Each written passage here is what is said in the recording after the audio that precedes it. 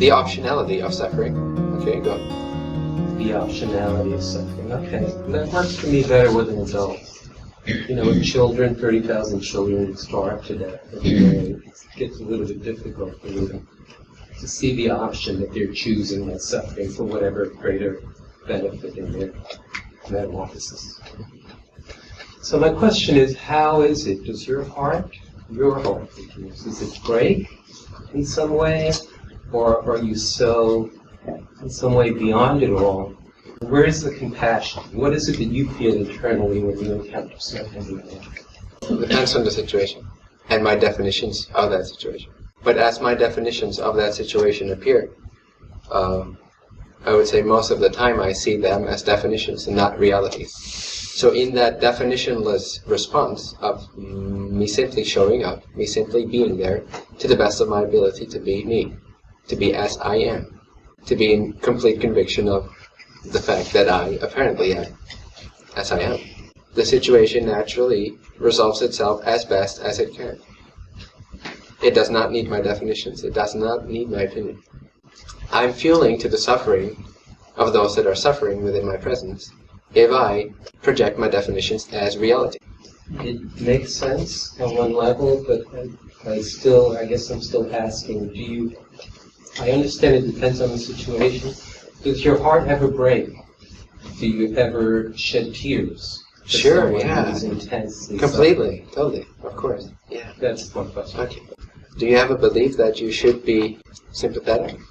Not sympathetic, not even empathetic, but that out of presence, whatever presence I may bring to that moment of suffering, whether my own or the other, when I realize it's a rather arbitrary distinction, that whatever happens out of that presence, and however it manifests, it may manifest as apparently somewhat detached perspective, at least from the outside, or it may manifest as really feeling my heart breaking in that moment, and just shedding tears, and embracing that person. And I never quite know. And that can happen without holding on to your definitions of that moment.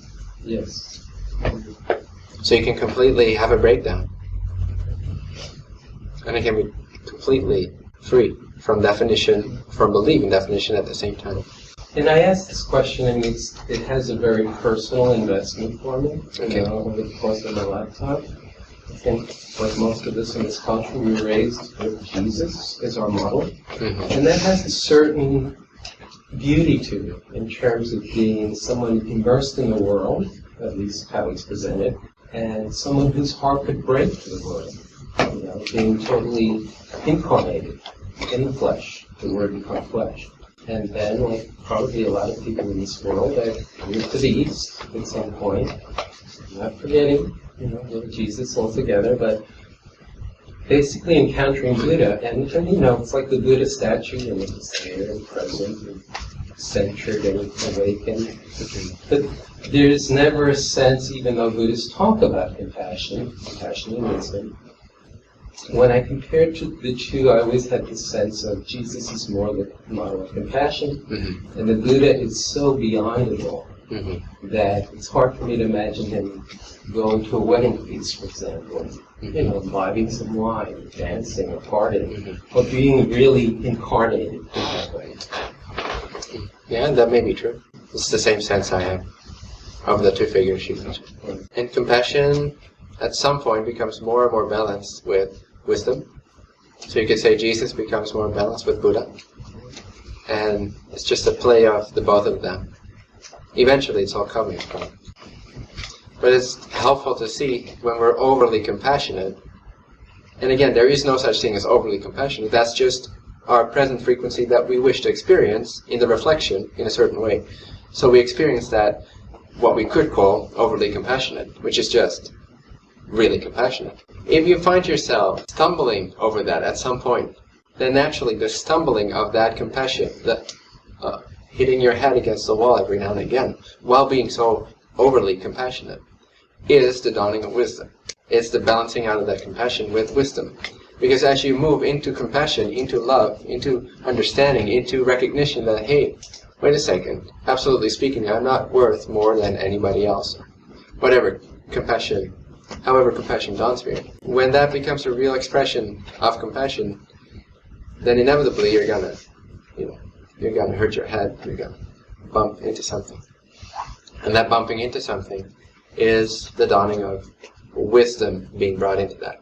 And usually what you see with people is a sort of rejection happening. A rejection of the former. That's how it always happens. We become really extreme into one side, and then we need to sort of reject that to disentangle our definitions of what it is like to be that, or why we should be like that. And so we turn our back upon that which we clung to for so long, or that which we embodied for so long. We may become a yogi and sit in a cave for years meditating, attaining wisdom within, so to speak. Almost like detachment, or the absence of going into a world. And as whatever wisdom reaches, or whatever wisdom establishes, in terms of seeing that you are indeed beyond even the appearance of compassion, you are again free to feel everything. And you'll feel more and more and more and more and more and more and more and more. And when you think you can't contain it, you'll experience double that. That's my experience. Yeah. And at the same time, you can see you're beyond experience, and you know you're beyond even experiencing. So it's this complete mystery of the simultaneity of nothingness and everything is